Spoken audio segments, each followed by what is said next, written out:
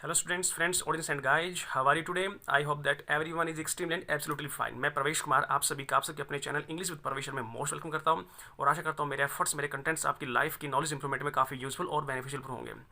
So friends, यदि आप इस वीडियो को वॉचफुली अंडरस्टैंड करना चाहते हो, प्रॉपरली इस पर अपनी स्ट्रॉन्ग गरी बनाना चाहते हो, तो प्लीज़ इसको स्टार्टिंग टू एंडिंग वॉच कीजिएगा। और ये वीडियो यदि आपको अच्छे से समझ आए तो प्लीज़ इसको लाइक कीजिएगा, ज़्यादा इसको शेयर कीजिएगा और सब्सक्राइब करना बिल्कुल न भूलिएगा। स्टूडेंट्स, सब्सक्राइब के साइड में जो बेल आइकन उसको प्रेस कर दीजिएगा ताकि हर रोज़ आने वाली नोटिफिकेशन बिल्कुल सही टाइम पर मिल जाए। सो स्टूडेंट्स, ये जो टॉपिक है ये 12th क्लास का फर्स्ट बुक फ्लेमिंगो का 3rd chapter students, deep water इसका टाइटल जैसे कि आप देख रहे हो, यानी कि गहरा पानी, रिटन बाय विलियम डगलस ने इसको लिखा है। और स्टूडेंट्स देखिएगा, आपको कमेंट्स ज़्यादा करने चाहिए क्योंकि आपके कमेंट्स से ही मुझे पता लगता है कि आपको कितना ये टॉपिक समझ आया है। यदि आप कमेंट्स नहीं करते हो तो टीचर भी डाउट में रहता है कि कहाँ तक आपको समझ आया, कहाँ तक आपको समझ नहीं आया। तो प्लीज़ ये रिक्वेस्ट आपसे, आप कमेंट्स करके अपना रिस्पॉन्स दिया करो कि आपको कहाँ तक समझ आया है। ओके, तो इस चैप्टर को स्टार्ट करने से पहले मैं आपको विलियम डगलस के बारे में कुछ इंपॉर्टेंट चीज़ें बता देता हूँ।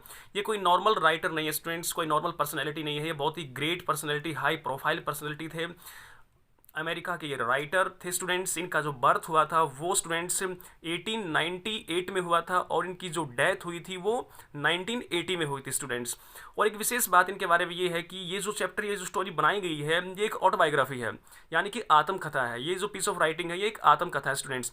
आत्मकथा के बारे में हम जानते हो कि जो ऑटोबायोग्राफी होती है उसमें एक पर्सनल एक्सपीरियंस शेयर किए जाते हैं। तो विलियम डगलस अपने बॉयहुड के बारे में बता रहे हैं, जब वो लड़कपन में थे, चाइल्डहुड की बातें कर रहे हैं, तो किस प्रकार से वाटर फेयर उनको हुआ था। तो अपना पूरी लाइफ का जो बचपन का जो टाइम था इनका, तो बचपन का जो चाइल्डहुड कह सकते हो आप, उसको बॉयहुड कह सकते हो, तो वो पर्सनल एक्सपीरियंस इन्होंने यहाँ पर शेयर किया है।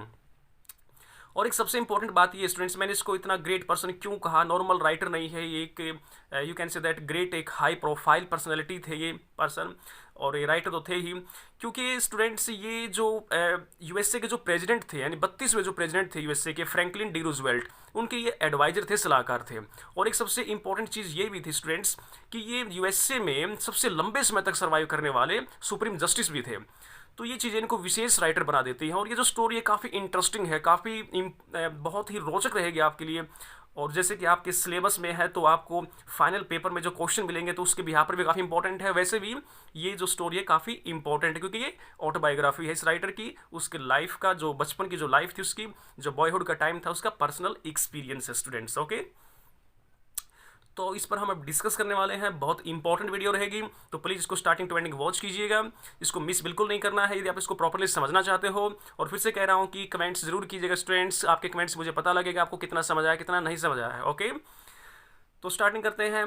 डीप वाटर टाइटल है students, written by William Douglas, USA के ये जो राइटर थे, जैसे मैंने बताया आपको। Introduction of the chapter and the writer, writer और चैप्टर का इंट्रोडक्शन मैं आपको बता रहा हूँ ताकि आपको अच्छे से समझ आए कि ये किस चीज़ पर बेस्ड है। जैसे कि मैंने आपको बता ही दिया है किस चीज़ पर बेस्ड है, फिर भी आपको अच्छे से क्लियर हो जाएगा। William Douglas was an American writer, William Douglas एक अमेरिकन राइटर थे। He was born in Minnesota, यानी कि ये कहाँ पैदा हुए थे, यूएसए में कोई जगह है मिनेसोटा, वहाँ पर पैदा हुए थे। This lesson has been taken from his book, यह लेसन लिया गया है उसी की किताब से, ऑफ मैन एंड माउंटेन से। This deals with A childhood experience of the author, यानी कि ये जो स्टोरी ली गई स्टूडेंट्स इस बुक से, इसमें ऑथर का जो बचपन का एक्सपीरियंस है उसको बताया गया है, उसका वर्णन किया गया है। वन डे, एक दिन, ही वेंट, वह गया, टू ए स्विमिंग पूल, यानी कि एक दिन जो ऑथर है वो ताल पर जाता है, तालाब पर जाता है स्विमिंग करने के लिए। ए बॉय थ्रू हिम, एक लड़की ने उसको throw, through second form of past definite है, फेंक दिया।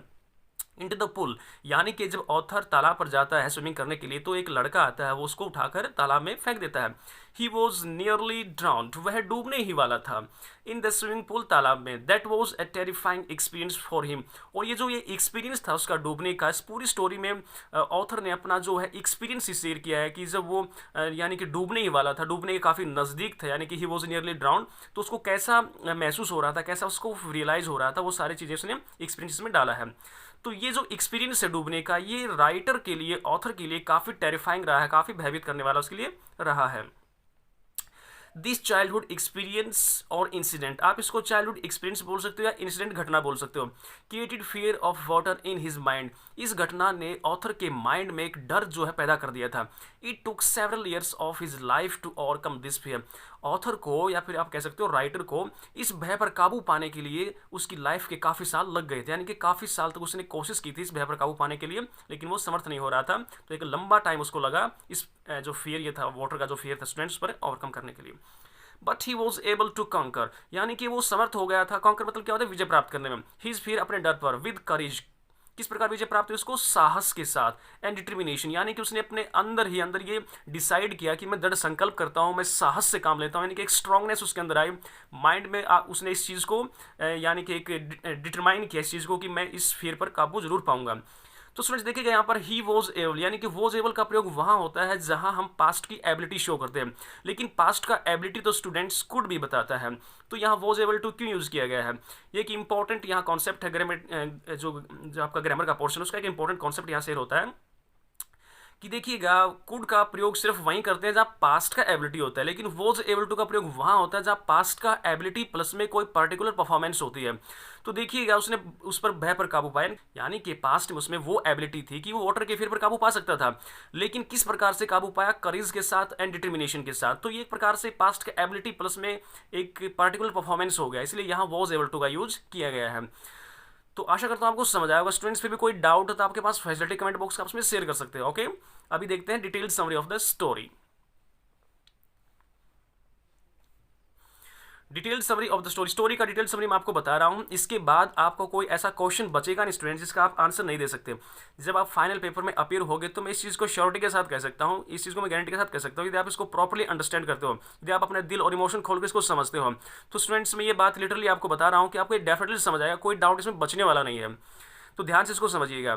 The author had an aversion, aversion का मतलब होता है नफरत करना, घृणा करना, हेट करना, for water since his childhood, यानी कि ऑथर को बचपन से ही पानी से नफरत थी। व्हेन ही वॉज ओनली 3 और 4 ईयर्स ओल्ड, जब ऑथर केवल 3 या 4 वर्ष का था तो तभी उसके साथ ये इंसिडेंट हुआ था। तो उसी समय से ऑथर को पानी से काफ़ी नफरत हो गई थी। His father took him to the beach in California, यानी कि उसके पिताजी उसको कैलिफोर्निया के जो सी कोस्ट जिसको आप बोल सकते हो, समुद्र तट पर आप कह सकते हो, ले गए थे। ही एंड हिज फादर, ही कौन, राइटर जिसको आप ऑथर है यहाँ पर ये मैं मेंशन कर रहा हूँ, एंड हिज फादर और उसके पिता स्टूड खड़े हुए थे टुगेदर इकट्ठे इन द वेव्स, लहरों में। यानी कि कैलिफोर्निया में जब उसको लेकर गया सागर तट पर तो वहाँ वह और उसका पिता जो है, जो सागर की लहरें थी उनमें खड़े हुए थे। ही हग ऑन टू हिज फादर, और जो ऑथर था स्टूडेंट्स वो अपने फादर से चिपका हुआ था, उसको पकड़े हुए था। But the waves knocked him down and swept over him, किंतु वेव्स जो थी वो इतनी पावरफुल थी स्टूडेंट्स कि नॉक्ड हिम डाउन, कि उसको पानी में गिरा दिया, किसको, ऑथर को। एंड स्वेप्ट ओवर का मतलब क्या होता है, और उसके ऊपर से बह गई। ही वॉज फ्राइटन, फ्राइटन मतलब होता है भयभीत हो जाना। लेखक जो है, राइटर ऑथर जो है, वो काफी डर गया था। हिज फादर लाफ्ड, उसके पिताजी हंसे। But the waves created a fear, किंतु लहरों ने क्रिएटेड यानी कि रचना की, पैदा किया, ए फियर एक डर को, इन द ऑथर्स माइंड, लेकिन ऑथर के दिमाग में वो डर बन गया। यानी कि अक्सर स्टूडेंट्स होता है कि चाइल्डहुड में जब कोई इंसिडेंट होता है तो उसका जो फियर होता है वो लंबे समय तक हमारे फ्यूचर में भी हमें परेशान करता है। तो काफ़ी लंबा टाइम लग जाता है उस फियर से हमें ओवरकम करने को, उसको या फिर उसको फ्री होने में। Okay, When the author was 10 और 11 years old, जब ऑथर जो था 10 या 11 वर्ष का था, he decided, उसने फैसला किया, to learn to swim, उसने तैरने का फैसला किया, कि तैरना सीखने का उसने डिसाइड कर लिया था।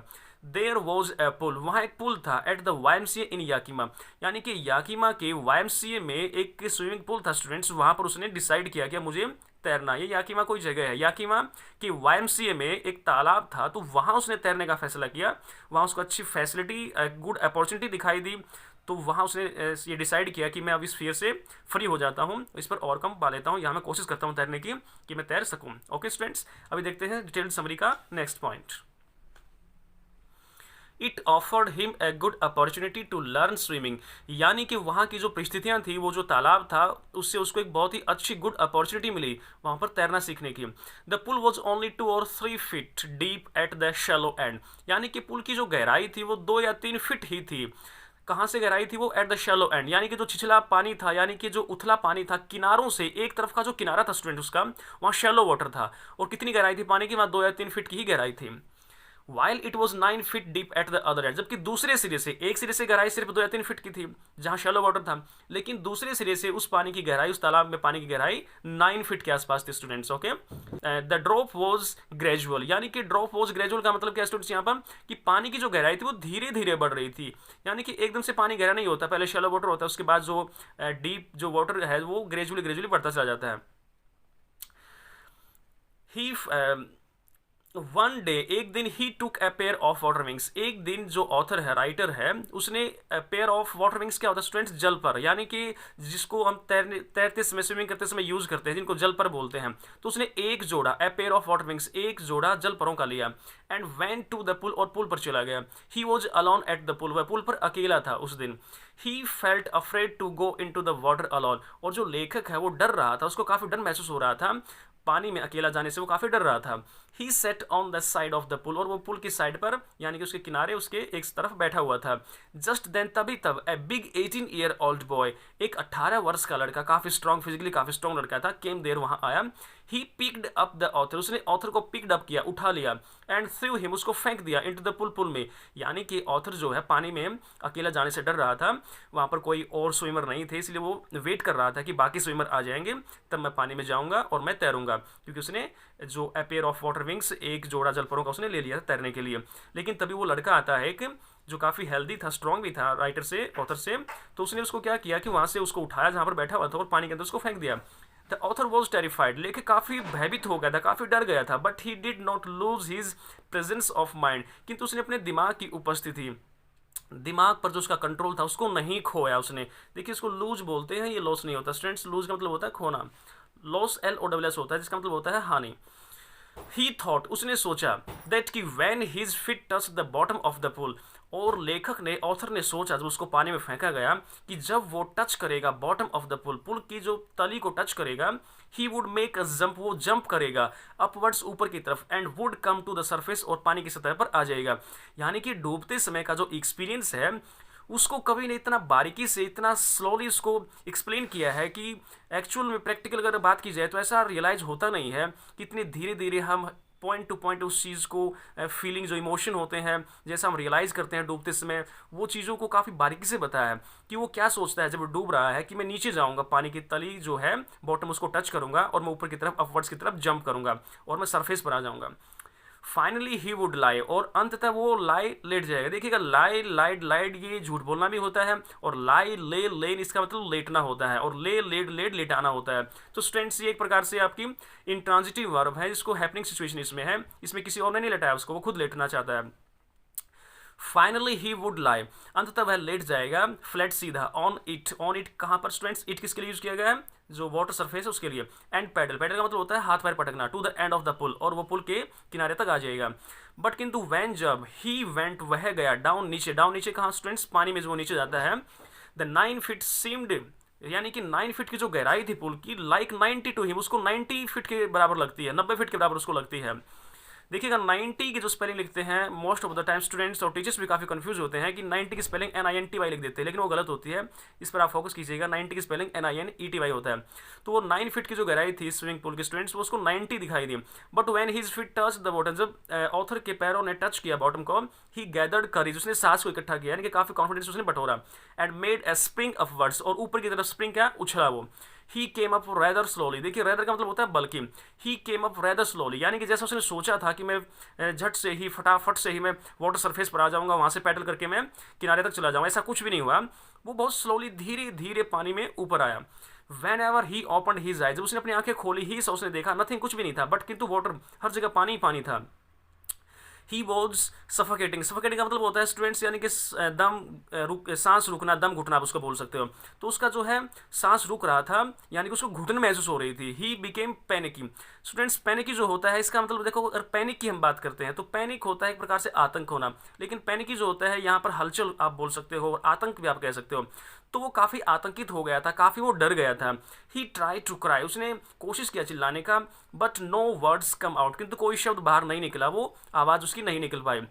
हीज लेग्स सीम्ड पैरालाइज, उसकी जो टांगे थी वो पैरालाइज्ड हो गई, शक्तिहीन हो गई, एंड वर रिजिड का मतलब होता है काफ़ी कठोर वो हो गई थी। यानी कि पैरालाइज्ड आप जानते हो कि बॉडी काम करना बंद कर देता है, कुछ पार्ट ऐसा होता है जो कि एक प्रकार से शक्तिहीन हो जाता है, एंड रिजिड मतलब कठोर, उसको ऐसा लगा कि उसकी टांगे जो है काफ़ी शक्तिहीन हो गई हैं, काफ़ी कठोर हो गई हैं। इंस्टेड ऑफ कमिंग अप, ऊपर आने की बजाय, ही वेंट डाउन, वह नीचे गया, एंड डाउन यानी कि नीचे ही जाता गया। A great force seem to pull him, उसको ऐसा लगा कि एक बहुत बड़ी ताकत, बहुत बड़ा फोर्स जो है उसको पुल हिम, खींच रहा है, अंडर वाटर, पानी के नीचे। ही ट्राई टू स्क्रीम, स्क्रीम मतलब चीखना, उसने चीखने चिल्लाने की कोशिश की, बट कुड नॉट, किंतु वो चीख भी नहीं सका। ओनली हिज हार्ट, केवल उसकी दिल की जो धड़कन थी वो, and pounding in his head, और उसके सिर में जो दिमाग में स्टूडेंट्स जो उसकी हलचल चल रही थी, जो उथल पुथल चल रही थी, उसी से उसको ऐसा लगा, शोड यानी कि उससे उसको पता लगा दैट ही वॉज अलाइव, कि वो जीवित था। यानी कि स्टूडेंट्स, मैं फिर से कह रहा हूँ कितना यानी कि डीपली ये जो है डूबते समय का जो ड्राउनिंग सिचुएशन है उसका एक्सपीरियंस जो है ये राइटर बता रहा है कि उसको उसका जो हार्ट था, उसकी जो बीटिंग थी यानी कि दिल जो धड़क रहा था, और जो उसका हेड जो माइंड सिर दिमाग आप बोल सकते हो, उसमें जो हलचल थी, जो उथल पुथल चल रही थी, उससे उसको पता लगा कि भैया वो अभी तक जीवित था। ही सक्ड, सक्ड का मतलब होता है सोखना, फॉर एयर, उसने हवा को यानी कि ऑक्सीजन लेनी चाहिए, बट गॉट वाटर, किंतु पानी ही पानी मिला। ही लुक्ड फॉर रॉप्स, उसने रस्सियों को ढूंढने की कोशिश की। लेडर सीडी को ढूंढा, वाटर विंग्स जलपरों को ढूंढा, बट देयर वॉज नथिंग, किंतु पानी के अंदर स्टूडेंट्स ऐसा कुछ भी नहीं था, उसको सिर्फ पानी ही पानी दिखाई दिया, एक्सेप्ट वाटर, पानी के सिवाय उसको कुछ दिखाई नहीं दिया। एंड और देन देर वॉज लाइट, और तब वहां रोशनी थी, प्रकाश फैला हुआ था। He was coming out of the water, वो पानी से बाहर आ रहा था। यानी कि ऑथर को ऐसा लगा, ऐसा उसको रियलाइज हुआ, ऐसा वो अपना एक्सपीरियंस बता रहा है कि जब उसने ढूंढा, सीढ़ियों को ढूंढा या फिर वाटर विंग्स को ढूंढा या फिर आप बोल सकते हो कि रॉप्स को ढूंढ रहा था, तो उसको कुछ दिखाई नहीं दिया, सिर्फ पानी उसको दिखाई दिया। तो उस समय जो था उसकी आंखों के सामने रोशनी थी, एक येलो जो लाइट, उसको ऐसा लग रहा था कि उसकी आंखों के सामने येलो लाइट है। He was coming out of the water, वो पानी से बाहर आ रहा था। ही फेल्ट, उसने महसूस किया दैट कि his nose and eyes were out of the water, कि उसकी जो नोज थी, नाक थी, और आंखें जो थी पानी से बाहर थी, ऐसा उसने महसूस किया। But his mouth was still under water, किंतु उसका जो मुंह था स्टूडेंट्स वो अब भी फिर भी पानी के नीचे था। Then he again found himself going down, तब दोबारा उसने पाया अपने आप को वापस पानी में जाते हुए। जैसे कि स्टूडेंट्स ने जंप किया तो वो धीरे धीरे पानी से ऊपर आ रहा था, तो पानी से ऊपर उसकी आईज और नोज ऊपर आई, तो उसको वहाँ रोशनी दिखाई दी, और उसके बाद धीरे धीरे दोबारा वो अनकॉन्शियस तो हो ही गया था स्टूडेंट्स, वो दोबारा फिर पानी में जाना स्टार्ट कर दिया। देखिएगा स्टोरी का नेक्स्ट पॉइंट, आशा करता हूँ समझ आ रहा सभी को। Okay, well done. He again remember to make a leap, उसने दोबारा याद किया, to make a leap, leap होता जंप करना, when his feet touch the bottom, यानी कि फर्स्ट टाइम उसको ये रिमेंबर हुआ था कि वो जो स्विमिंग पूल है उसकी बॉटम को टच करेगा और वो ऊपर आएगा सरफेस पर एक कॉर्क की तरह, लेकिन ऐसा कुछ नहीं हुआ। दोबारा जब वो पानी के नीचे फिर जा रहा है, डाउन एंड डाउन नीचे जा रहा है, तो उसने याद किया कि वह जब उसको टच करेगा बॉटम को तो फिर से वो जंप करेगा, राइट। बट नथिंग हैपन, किंतु कुछ नहीं हुआ। ही थॉट, उसने सोचा दैट कि he was going to die, कि वो मरने जा रहा था। अब उसको लगने लगा ऑथर को कि अब वो मरने वाला है। ही सीज्ड, सीज का मतलब होता है रोक देना, बंद कर देना, ऑल एफर्ट्स। अब ऑथर ने सारे एफर्ट्स बंद कर दिए थे, उसका बॉडी उसका साथ नहीं दे रहा था, अब वो काफ़ी लेजी और काफ़ी थका हुआ महसूस कर रहा था, और उसका जो है सफोकेशन उसको महसूस हो रही थी, तो उसने सारे एफर्ट्स जो है बंद कर दिए। ही फेल्ट एज इफ, उसने महसूस किया मानो he was going to become unconscious, अब उसको लग रहा था कि जैसे कि वो बेहोश हो रहा है, यानी कि जो वो कॉन्शियसनेस में था अब वो अनकॉन्शियस हो रहा है, यानी कि बेहोशी में जा रहा है, क्योंकि काफ़ी टाइम तक जो पानी के अंदर वो था तो उसको सफोकेशन हो रही थी, उसका जो है दम घुट रहा था, तो वो बेहोशी उसको लग रही है कि उसको बेहोश वो हो रहा है। आफ्टर समटाइम्स, कुछ समय के बाद, डगलस रिगेन्ड कॉन्शियसनेस, कुछ समय के बाद डगलस जो है दोबारा होश में आ गया। ही फाउंड, उसने पाया हिमसेल्फ, अपने आप को, लाइंग ऑन हिज स्टमक, अपने पेट के बल उसने अपने आप को लेटा हुआ पाया, नियर द पुल, पुल के नजदीक। ही वॉज वॉमिटिंग, यानी कि वो उल्टी कर रहा था। द बॉय, लड़का, who had thrown him into the pool, जिस लड़के ने उसको पानी में फेंका था, वॉज स्टैंडिंग नियर हिम, वो भी उसके पास ही खड़ा हुआ था। स्टूडेंट्स, तो अब वो जो लड़का वहां खड़ा हुआ है जिसने उसको पानी में फेंका था, तो वो कह रहा है कि but I was only fooling, कि मैं तो केवल मजाक कर रहा था। समवन सेड, किसी ने कहा, दैट कि डगलस हैड नियरली डाइड, कि डगलस तो मरने ही वाला था। But he was all right now, किंतु वो ठीक था। यानी कि वो जो लड़का उसके साइड में खड़ा जिसने उसको फेंका था, वो कह रहा है कि मैं तो मजाक कर रहा था, मेरा कोई ऐसा पर्पज़ नहीं था, कोई ऐसा इरादा नहीं था इसको पानी में कि इसको डुबोना है, ऐसा कुछ भी नहीं था, मैं तो केवल मजाक कर रहा था, मुझे लगता था कि इसको तैरना आता है, लेकिन ये जो है सीरियस हो गया। तो इस प्रकार की जो चीज़ें इसमें बताई गई हैं, तो वहाँ पर जो और बाकी खड़े थे वो कह रहे हैं, समवन यानी किसी एक ने कहा कि भाई ये तो मरने ही वाला था, मर ही गया होता, but he was all right, किंतु वो ठीक था। आफ्टर सम आवर्स, कुछ घंटों के बाद, he walked back to his home, Douglas अपने घर चला गया। But he was weak and his legs were trembling, किंतु वो कमज़ोर महसूस कर रहा था, और उसके जो लेग्स थे स्टूडेंट्स वो काफ़ी ट्रैम्बलिंग मतलब कपकपा रही थी।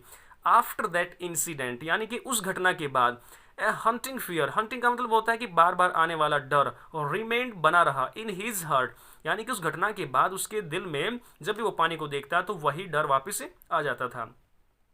ही never went back to the pool, वो कभी वापस पुल पर नहीं गया। ही फियर्ड वाटर, उसे पानी का डर था। And try to avoid it, और उसने उस डर को भगाने की भी कोशिश की, अवॉइड करने की कोशिश की।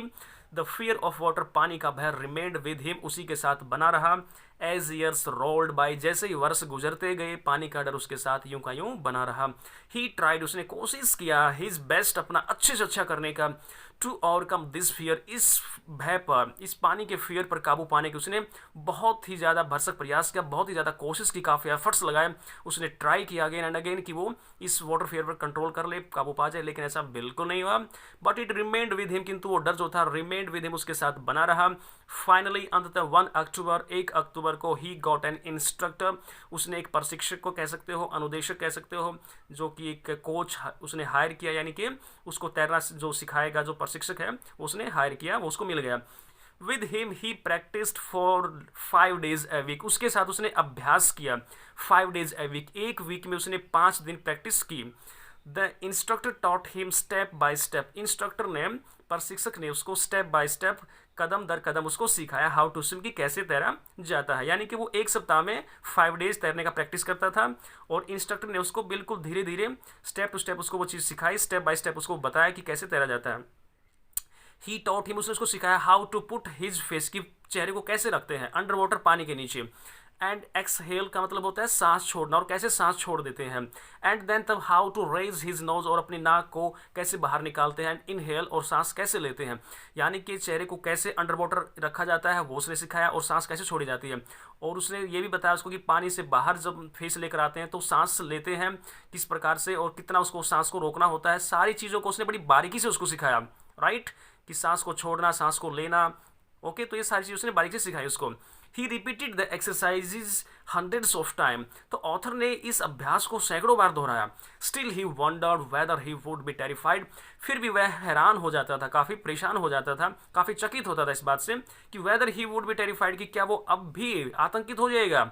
Van he would be alone in a pool, अब लेखक को लगता था क्या अब भी वो डर जाएगा जब वो पुल में अकेला होगा। इतना प्रैक्टिस करने के बाद, इतना एक्सरसाइज उसका जो अभ्यास वो कर रहा था, उसके बाद भी वो काफ़ी हैरान ही महसूस करता है कि क्या अब भी वो तालाब में जब अकेला होगा तो डर जाएगा। In order to overcome his, फिर अपने भय पर काबू पाने के लिए द ऑथर वेंट, लेखक गया to Lake Wentworth in New Hampshire, यानी कि न्यू हैम्पशायर में लेक वेंटवर्थ पर वो चला गया अपने भय पर काबू पाने के लिए। ये जगह का नाम है लेक वेंटवर्थ, ये लेक जो है झील है, कौन सी झील, वेंटवर्थ झील है। न्यू हैम्पशायर में लेक वेंटवर्थ है, वेंटवर्थ झील है, वहाँ पर वो चला गया अपने भय को पर कंट्रोल करने के लिए। ही डाइव्ड ऑफ, डाइव्ड ऑफ होता है गोता लगाना। डॉक, डॉक मीन्स बंदरगाह भी होता है स्टूडेंट्स, और जहाज का जो डेक होता है या फिर जहाज घाट होता है उसको बोलते हैं। एट ट्रिगस आइलैंड, जो ट्रिगस द्वीप है स्टूडेंट्स, उस पर जो बंदरगाह कह सकते हो या फिर जहाज घाट कह सकते हो, वहाँ से उसने जंप कर दिया, डाइव ऑफ कर दिया। ही स्वैम 2 miles, वह 2 मील तक तैरा, across the lake to Stamp Act Island, यानी कि स्टैम्प एक्ट आइलैंड तक वो झील में 2 मील तक तैरकर वहाँ तक पहुँचा। कहने का मतलब ये है कि जो वो झील थी उसमें 2 मील की उसने दूरी तय की तैरते तैरते, और स्टैम्प एक्ट आइलैंड, और स्टैम्प एक्ट आइलैंड तक वो पहुँच गया। ओनली वंस, केवल एक बार, ओनली वंस, केवल एक बार, ही फेल्ट, उसने महसूस किया, सम फियर, कुछ डर, when he was in the middle of the water कह सकते हो, मिडल ऑफ द लेक, यानी कि जब वो झील के बीच में था, 2 miles का उसको डिस्टेंस कवर करना था, स्टैम्प एक्ट आइलैंड तक उसको पहुंचना था, तो वहां तक पहुंचने के लिए उसको झील में 2 मील तैरना था। तो जब वो 1 मील ही तैरा था स्टूडेंट्स, यानी कि कहने का मतलब क्या है, when he was in the middle of the lake, जब वो झील के बीच में था तो उसको काफ़ी डर लगा। But soon he overcome that fear, किंतु शीघ्र उसने उस डर पर काबू पा लिया। देन तब ही स्वैम बैक, वो वापस तैर कर आया। ही शाउटेड, वो चिल्लाया, विद जॉय, खुशी के साथ। दस, इस प्रकार से फाइनली, अंततः, ही वॉज एबल टू कंकर हिज फियर, वो अपने भय पर काबू पाने में समर्थ हो गया था। ऑफ वाटर, पानी के, एंड स्विमिंग, तैरने के, यानी कि एट लास्ट फाइनली, अब जो ऑथर है उसने अपना जो फियर था, वाटर जो फियर था उस पर ओवरकम पा लिया था, कॉन्कर पा लिया था, यानी कि उस पर कंट्रोल कर लिया था, और वो फ्री फ्रॉम फियर हो गया था। जो वाटर का फियर था उसको उसने हरा दिया था। अब वो पानी में आसानी से तैर सकता था, यानी कि अब उसको किसी भी डर नाम की कोई चीज़ नहीं रही थी। वो काफ़ी स्ट्रॉन्ग हो गया था अपने माइंड के लेवल पर, उसने प्रैक्टिस किया था तो उसमें काफ़ी कॉन्फिडेंस आ गया था। स्टूडेंट्स, अक्सर ऐसा होता है स्टूडेंट्स, जिस चीज़ का हमको लाइफ में फियर होता है, यदि हम डिटर्मिनेशन के साथ, ऑब्स्टिनेशन के साथ उस चीज़ को एक माइंड पावर के साथ, एक physically and you can say that spiritual and you can say that एक मेंटल पावर के साथ उस पर हम फोकस करते हैं, तो डेफिनेटली हम उस चीज़ पर विक्ट्री प्राप्त कर सकते हैं। Nothing is impossible in this world if we are determined. यदि हम दृढ़ संकल्पित हैं स्टूडेंट्स, बिल्कुल ही एक प्रकार से आप बोल सकते हो कि ओपन माइंडेड पर्सन तो देखिएगा कि हर चीज़ को एक्सेप्ट कर लेते हैं। नैरो माइंडेड पर्सन होता है कि वो उसकी सोच काफ़ी संकुचित होती है। ऑलराइट, यदि हम एक प्रकार से ना स्ट्रिक्टली किसी भी चीज़ को लेते हैं और उस चीज़ को एक अच्छे से फोकस करते हैं, उस चीज़ पर, उसके पॉइंट पर फोकस करते हैं और डिटर्मिनेशन के साथ कोशिश करते हैं स्टूडेंट्स, तो मुझे नहीं लगता कि लाइफ में ऐसी कोई भी चीज़ है जिस पर हम विक्ट्री प्राप्त नहीं कर सकते। ओके, तो ये जो स्टोरी हमको काफ़ी अच्छी सीख देती है, सिखाती है कि नथिंग इज़ इम्पॉसिबल, लाइफ में कुछ भी इम्पॉसिबल नहीं है। यदि आप कोशिश करो तो हर चीज़ पॉसिबल है। और फिर रहा ये बात इस पढ़ाई की, इस एजुकेशन की, बुक इस नॉलेज की, ये तो बिल्कुल पॉसिबल स्टूडेंट्स। तो इसमें काफ़ी अच्छी सीख मिलती है हमको। आशा करता हूँ आपको समझ आया होगा। अब हम डिस्कस करने वाले स्टूडेंट्स क्वेश्चन एंड आंसर्स पर। बहुत ही इंपॉर्टेंट है, टेक्सचुअल बेस्ड क्वेश्चंस आपके।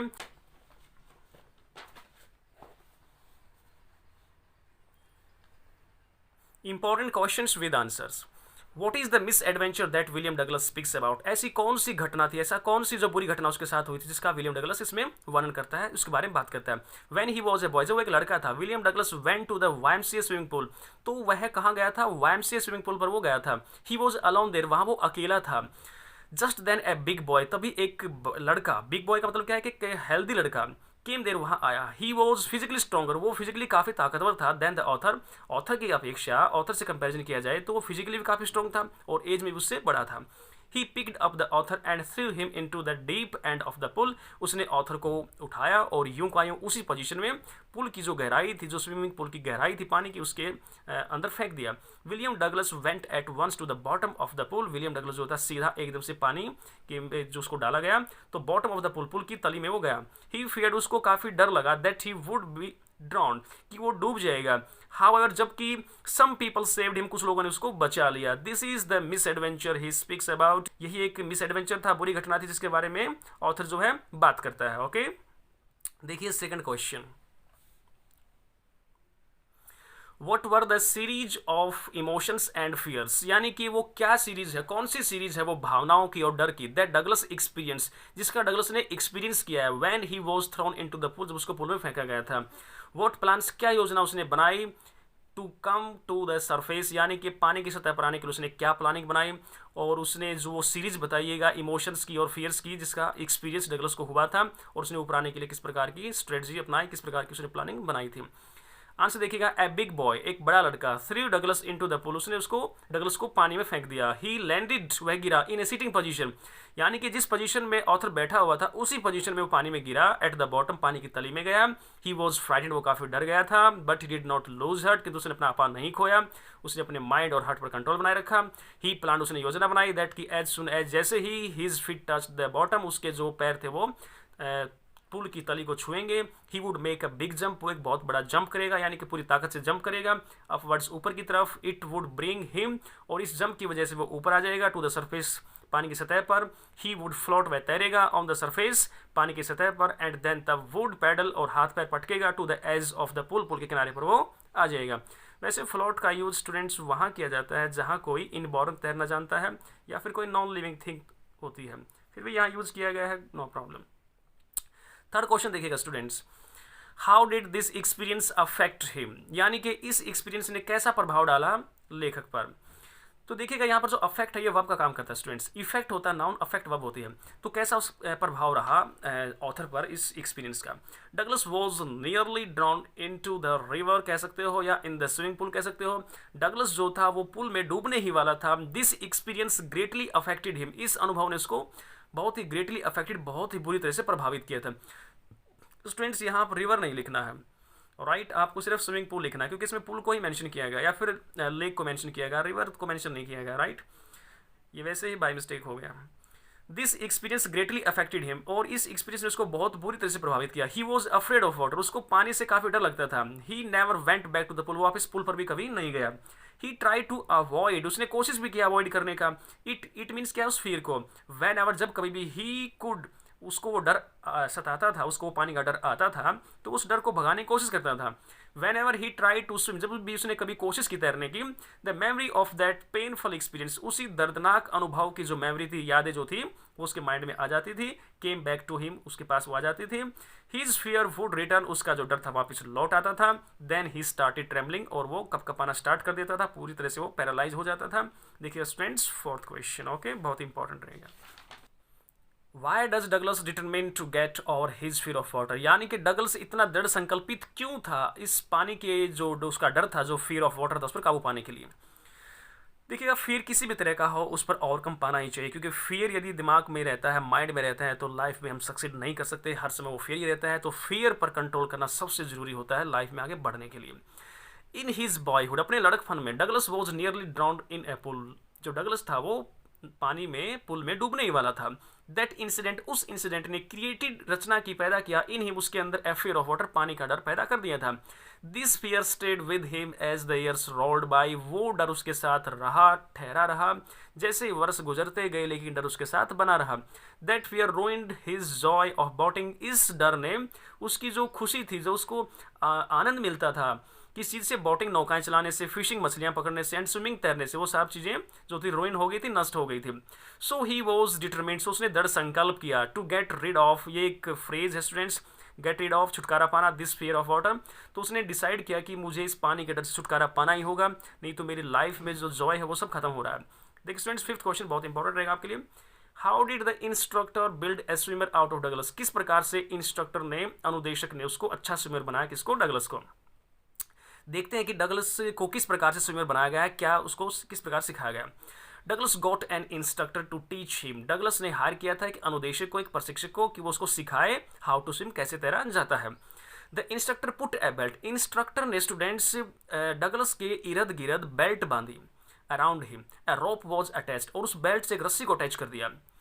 इट वेंट थ्रू ए पुली, और वो जो रस्सी थी वो एक पुली में से गुजरती थी, घिरनी में से गुजरती थी, ताकि जब उसको खींचा जाए रस्सी को, तो उस पर ज़्यादा फोर्स ना लगे, उसको आसानी से खींचा जा सकता है। That ran on an overhead cable, और वो जो पुली जो लगी हुई थी, वो उस तालाब के, उस जहाँ वो उसको तैरना सिखा रहा था, उसके एक्रॉस, यानी कि केबल बंधी हुई थी, एक रस्सी बंधी हुई थी, और वो पुली जो थी उस रस्सी में बंधी हुई थी। और वो जो रोप उसने बांधी थी, बेल्ट के, जो बेल्ट उसको लगाई थी डगलस को, उस बेल्ट से जो रोप अटैच थी, वो जो रोप थी वो उसके सिर के ऊपर से, जो केबल गुजर रही थी डगलस के ऊपर से, तो उस केबल में घिरनी लगी हुई थी, पुली लगी हुई थी, वो उस पुली में से होकर गुजरती थी, और उस रस्सी का जो एक छोर था वो उसके इंस्ट्रक्टर के हाथ में था। यानी कि जब वो तैरते हुए परेशान हो जाए या उसको फेर आए, तो वो उस रस्सी को खींचेगा अपनी तरफ, और पुली में से होती वो रस्सी आसानी से खींची जा सकती थी, और जिससे जो डगलस था उसका वेट, उसका भार उसको महसूस नहीं होगा इंस्ट्रक्टर को, और आसानी से वो पानी से ऊपर आ सकता है। तो मैंने हिंदी में आपको बता ही दिया, वैसे तो ये सब चीज़ें फिर भी पढ़ लेते हैं।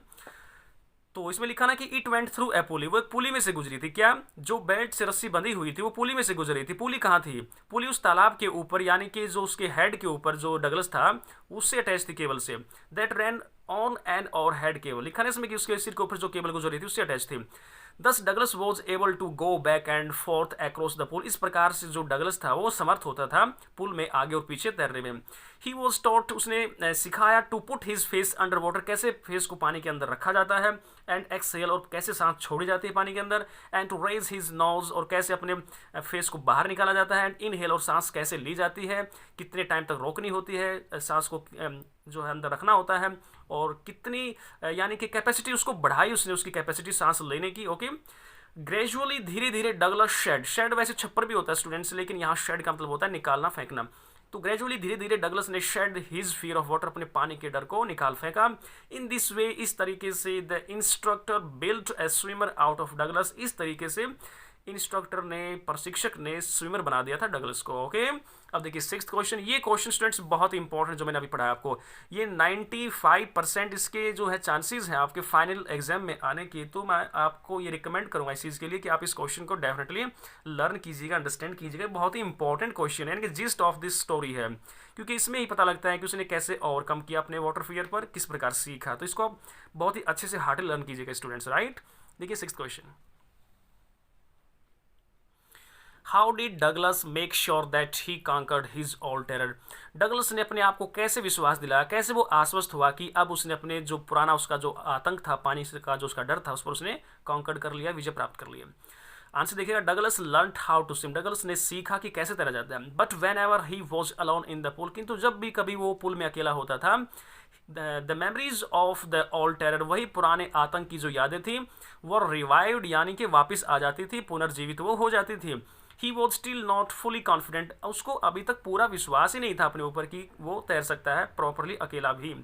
ही वॉन्टेड, वो चाहता था, टू मेक श्योर, अपने आप को आश्वस्त करना, दैट कि he was free from fear, कि वो उस भय से पूरी तरह से मुक्त हो गया है। फॉर दिस पर्पज, इसी पर्पज से ही वेंट टू लेक वेंटवर्थ, वह जो झील थी वेंटवर्थ, वहां पर चला जाता है। देयर ही डाइव्ड ऑफ, वहां से उसने गोता लगाया, जंप किया। एट डॉक यानी बंदरगाह से कह सकते हो, जहाज घाट से कह सकते हो। एट ट्रिगस आइलैंड, यानी कि ट्रिगस आइलैंड पर जो वो बंदरगाह थी, वो जो जहाज घाट था, वहां से उसने जंप कर दिया। किस लिए जंप किया उसने? अपने इस कॉन्फिडेंस को बरकरार रखने के लिए कि क्या वो कंप्लीटली अलोन भी तैर सकता है, राइट। देयर ही, यहाँ तक हो गया है। ही स्वैम फॉर 2 miles, वह 2 मील तक तैरा। इन दिस वे, इस तरीके से ही कांकर्ड हिज फियर ऑफ वाटर, उसने अपने वाटर का जो फियर था, जो भय था, उस पर उसने ओवरकम किया, काबू पाया। तो ये था स्टूडेंट्स आपका फर्स्ट बुक फ्लेमिंगो का, आपका 3rd chapter deep water, written by William Douglas. William Douglas की ये ऑटोबायोग्राफी है। उसने अपने चाइल्डहुड, बॉयहुड का जो है एक्सपीरियंस इसमें शेयर किया है। तो किस प्रकार उसने एक जो डूबने का एक्सपीरियंस उसको हुआ था, और उसको कितनी बारीकी से उसने अपने रीडर्स को बताया है। और जैसे मैंने आपको बताया, ये कोई नॉर्मल पर्सनैलिटी नहीं है स्टूडेंट्स, ये बहुत ही एक ग्रेट पर्सनैलिटी, एक हायर प्रोफाइल जो पर्सनैलिटी थे। और जैसे कि मैंने स्टार्टिंग में आपसे डिस्कस किया था इसके बारे में कि जो 32वें जो प्रेसिडेंट थे यूएसए के, फ्रैंकलिन डी रूजवेल्ट, ये उसके एडवाइज़र थे, सलाहकार थे। और वैसे भी ये यूएसए में सबसे लंबे समय तक सर्वाइव करने वाले सुप्रीम जस्टिस भी रहे थे। तो अब मैं ये नहीं कह रहा कि ये इतनी महान जो शख्सियत थी इसलिए आप इसको पढ़िएगा। तो देखिएगा, इनका कंट्रीब्यूशन बहुत ज़्यादा था। तो उन्होंने जो लिखा है तो एक्चुअल में वो काफ़ी इंटरेस्टिंग है, एक पर्सनल एक्सपीरियंस है।